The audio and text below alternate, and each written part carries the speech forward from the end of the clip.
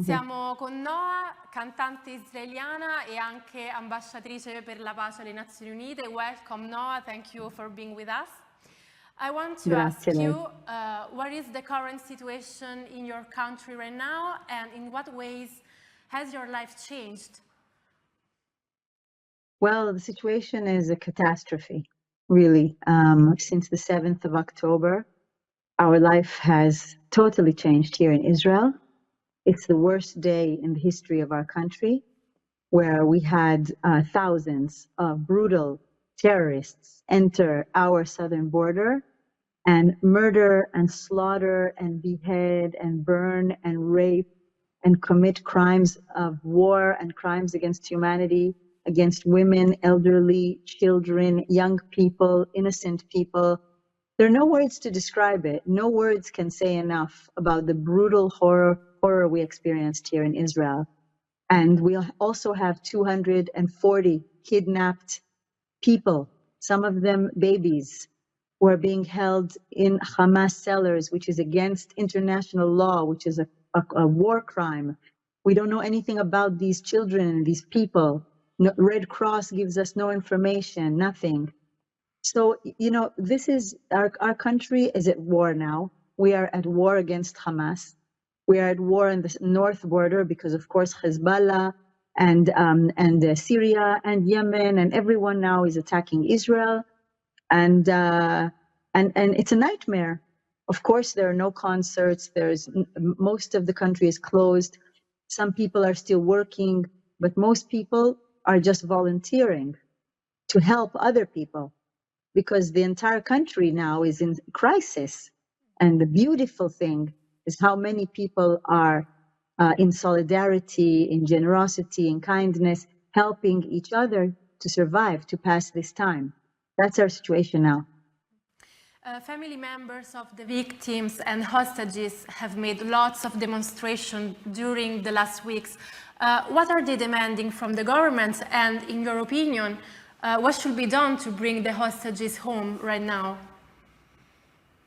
Well, this morning, I'm speaking to you just after I myself was singing in a special event with the families of the hostages. It's not the first time that I've been singing in these demonstrations, in these events, trying to strengthen the spirit of these broken people. They are broken people. Can you imagine the nightmare to know your baby is with Hamas, your mother or father with Hamas, and you have no information? It's a catastrophe. We demand, all of us, not only the families of the hostages, the entire country, that these people immediately be returned to their home. We demand it of the Israeli government. We demand it of the international community to clearly make a statement to help diplomatically with whoever can help to bring them home immediately. There should be no excuses. What can be done? I don't know. I'm not in the Secret Service and I'm not the Prime Minister and I'm not in the army. I'm sure there are ways to bring them back. If it means to release prisoners from Israeli prison to give to Hamas to take the children home, then take anything. For me, if I was the mother of this child, I would say, anything you have to do to bring back my child, do it now. Immediately do it now. In your opinion, does the Israeli government hold some responsibilities for today's crisis in your country? Oh, definitely. But, this crisis has been built for many, many years. I think the international community is forgetting that. At the end, you have first Hamas, brutal terrorists, savage terrorists. Hamas has brought this catastrophe on us, and they have brought it on their own people. They are abusing their own people. But it's not only that. Since the murder of Yitzhak Rabin 28 years ago, Yitzhak Rabin tried to make peace in the Oslo agreements together with Yasser Arafat. And he was murdered by an extremist right-wing Jew. And this was the beginning of the deterioration that we see now, that go to the 7th of October, the worst day of Israel's history, the slaughter of Hamas. This was terrible. The fact that Israel and Palestine did not manage to reach peace because the only solution for life is peace. And in addition to that, the right wing in Israel, the extreme messianic right, is a catastrophe for Israel, a catastrophe. That's why we had in the last 10 months 1.5 million people out in the streets demonstrating against this terrible government and their policy.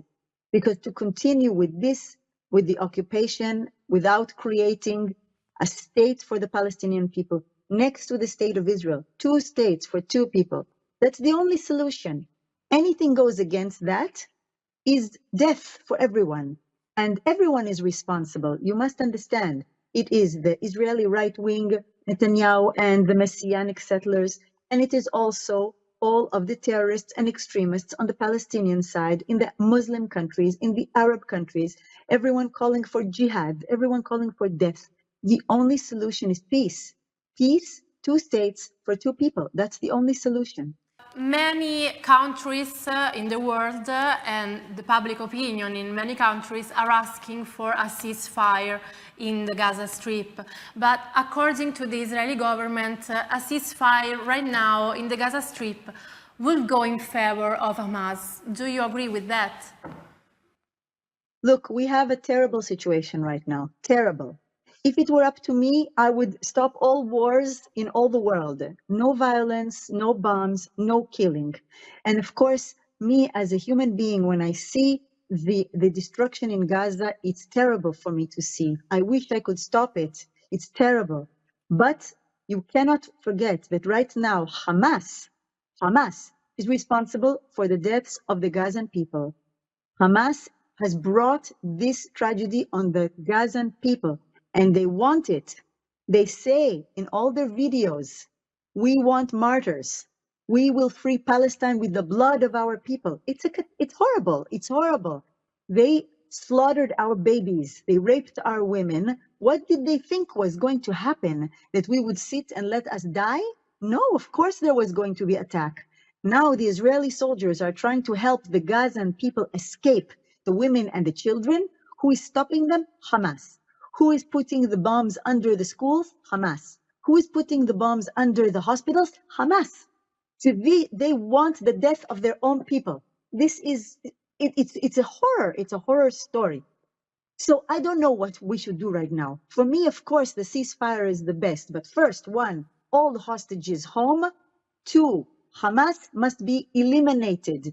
And the Gazan people and the Israeli people must be free of this extremist terror organization. They cannot be allowed to continue to make the lives of the Gazan people and the Israeli people a nightmare, hell. That's what's happening now. So who is going to solve the problem? Maybe the international community. Please send your soldiers, send help.